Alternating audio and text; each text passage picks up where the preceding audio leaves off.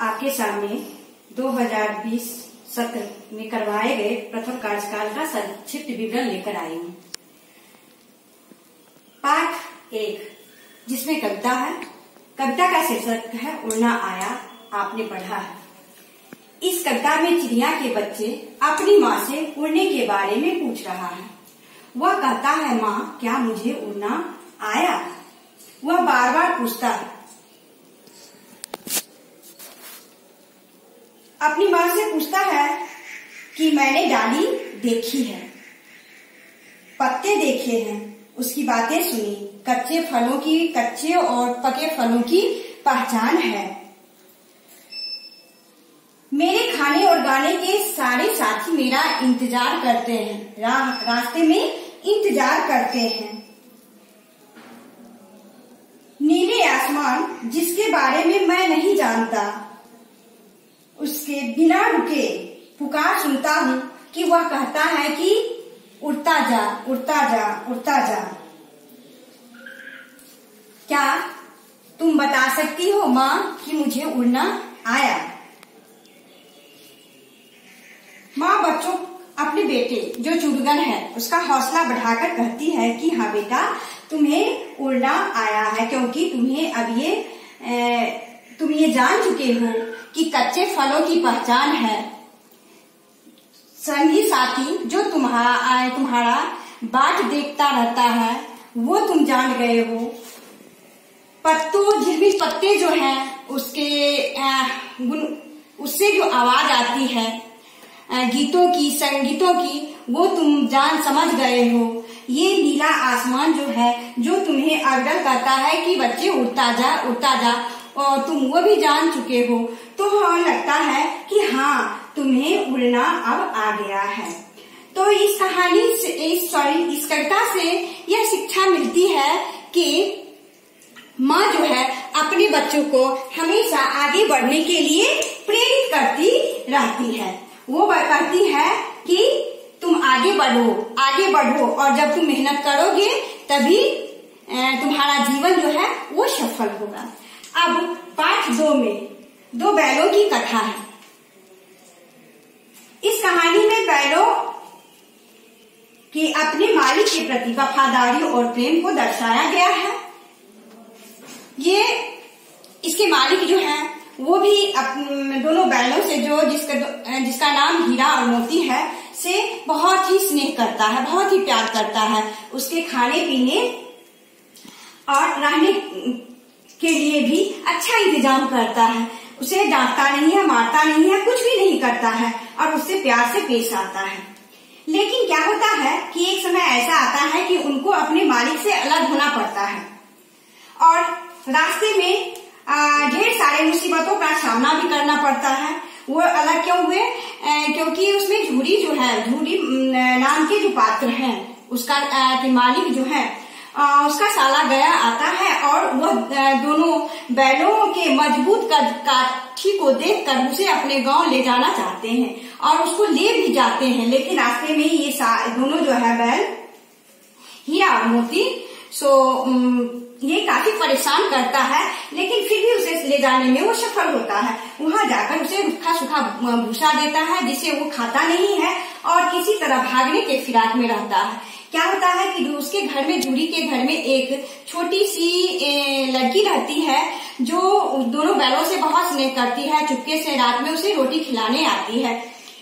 तो ये देखकर, उसके प्यार को देखकर हीरा और मोती उस बच्ची के सामने नतमस्तक हो जाता है। लेकिन एक रात चुपके से आकर और दोनों को थान से खोल देती है, और दोनों को थान से खोलते ही वह पुनः अपने मालिक के यहाँ आ जाता है। फिर जब झूरी की पत्नी देखती है, दोनों को देखती है, तो वो क्रोध से आग बबूला हो जाती है, और फिर उसे वो अपने मायका यानी कि भाई के साथ उसे भेज देती है। और वह उससे बहुत ही ये काम लेता है, बहुत ही कठिन काम लेता है, और उसे खाने के लिए भी नहीं देता है, और ऊपर से वो मारता पीटता भी है। यह देखकर एक दिन वो तो भाग कर फिर चला जाता है, रास्ते में जाता है। तभी उसे क्या होता है कि उसके सामने एक सांड आता है, जिसे देखकर वो पहले तो उसके होश उड़ जाते हैं, यानी कि डर जाते हैं, समझ जाते हैं, लेकिन पुनः पुनः अपनी सूझबूझ से उससे सामना करते हैं और उसको मारकर भगा देते हैं। और खेत का एक हरा भरा मटर देखकर उसे दोनों को भूख लगती है और दोनों जाकर खेत में मटर खाने लगते हैं। तभी खेत का जो रखवार है वो आ जाता है और उसे पकड़कर काजी हौस में डाल देता है। वहां भी वो क्या करता है कि जितने सारे जानवर बंधे हैं उससे देखिए किस तरह से आत्मीयता से पेश आता है कि वो दीवार को तोड़कर सारे जानवरों को वहां से भगा देता है, खुद दोनों वहीं रह जाता है। और फिर यह देखकर क्या काजी हौस का ये जो मालिक है वो नीलाम कर देता है और उस नीलामी में एक सेठ इसे अपने साथ ले जाता है, परंतु सेठ से रस्सी छुड़ाकर वो अपने मालिक के यहाँ आ जाता है। और यह देखकर मालिक जो है झोरी यह देखकर आत्मविभोर हो जाता है और वह समझता है कि एक देखो मूक जानवर जिसे अपने मालिक के प्रति कितना वफादार है और ये वफादार है और को अपने मालिक से कितना प्रेम है, यह दर्शाया गया है।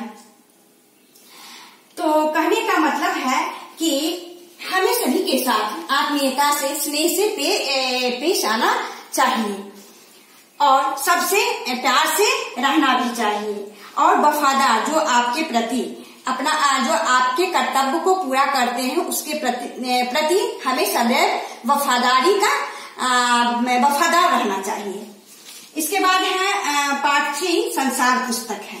संसार पुस्तक में पंडित जवाहरलाल नेहरू जो है अपनी बेटी से दूर रहने के बावजूद भी वो पत्रों के माध्यम से दुनिया के बारे में बहुमूल्य जानकारियां अपनी बेटी को देते रहते हैं। वे कहते हैं कि पुस्तक में इतिहास पढ़कर तुम देश विदेश पेड़ पौधे नदी झरना तालाब जंगल पहाड़ और जानवरों के पुराने हड्डियों के बारे में तो जान ही सकती हो, परंतु किसी विषय को जानने का असली तरीका दूसरों के द्वारा लिखी हुई पुस्तक नहीं को पढ़ लेना ही काफी नहीं है, बल्कि उसकी गहराई में जाना है, बल्कि उसकी गहराई से अध्ययन करना है।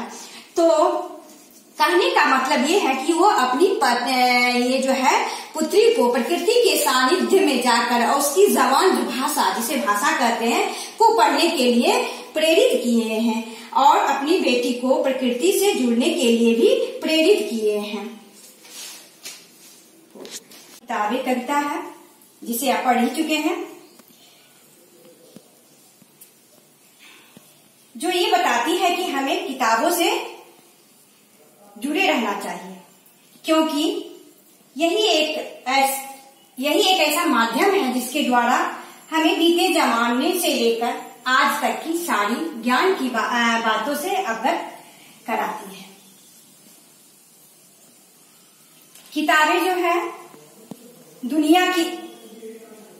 दुनिया की इंसानों की आज और कल और एक एक पल ये सभी बताते हैं।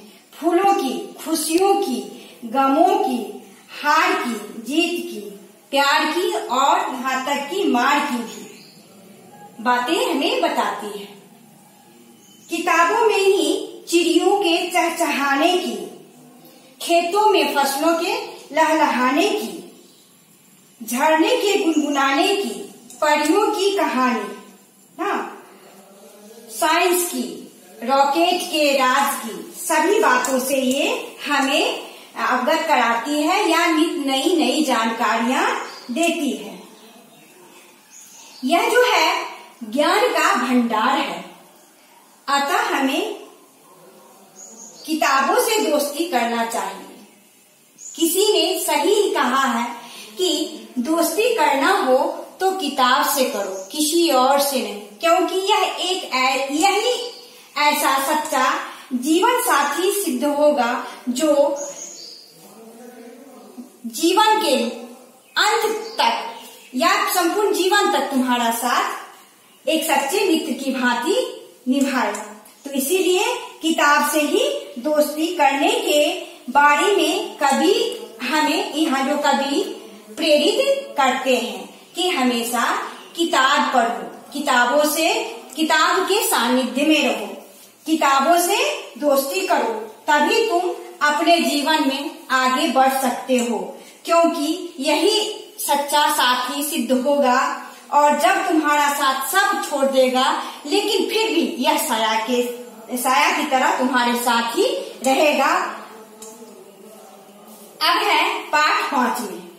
पाठ 5 में आपने चूहों की धमा चौकड़ी कहानी पढ़े हैं।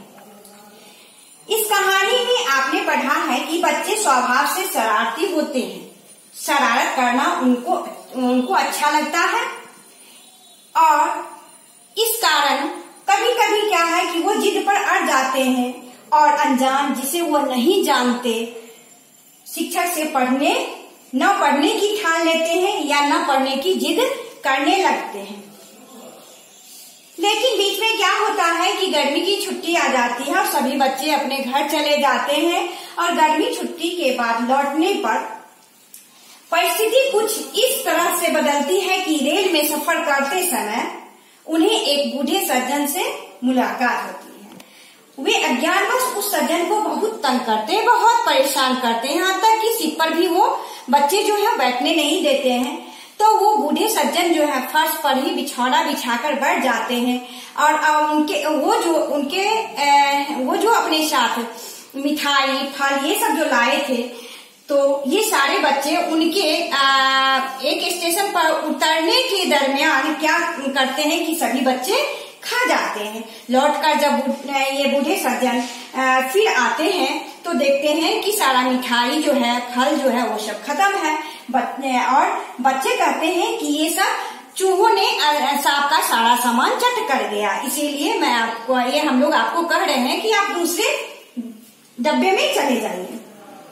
परंतु बूढ़े सज्जन को तनिक भी गुस्सा नहीं आता है और वो क्या करते हैं, सभी बच्चों से स्नेहपूर्ण व्यवहार करते हैं। और एक स्टेशन पर जब गाड़ी रुकती है तो वहाँ मिठाई वाला आता है तो सभी बच्चों को मिठाई खरीद कर देखते हैं। यह देखकर सभी बच्चे जो उनके स्नेह को समझ जाते हैं, उनके व्यवहार को समझ जाते हैं और समझते हैं कि ये बहुत ही अच्छे व्यक्ति हैं, अब इनके साथ बुरा बर्ताव नहीं करना चाहिए। और जब यह दूसरे डब्बे में जाने लगते हैं तो सभी बच्चे उनको जबरदस्ती नहीं जाइए और आग्रह कर उन्हें अपने डब्बे में ही बैठने पर मजबूर कर देते हैं। बातों के दरमियान उन्हें पता चलता है कि पढ़ाने ये किसी काम की तलाश में है। तभी सारे बच्चे कहते हैं कि मेरे स्कूल में संस्कृत के अध्यापक नहीं हैं, वहाँ वो खाली जगह जो है खाली है, कृपया आप चलिए और हम लोगों को संस्कृत पढ़ाइए क्योंकि आप बहुत अच्छे इंसान हैं। और ये बच्चों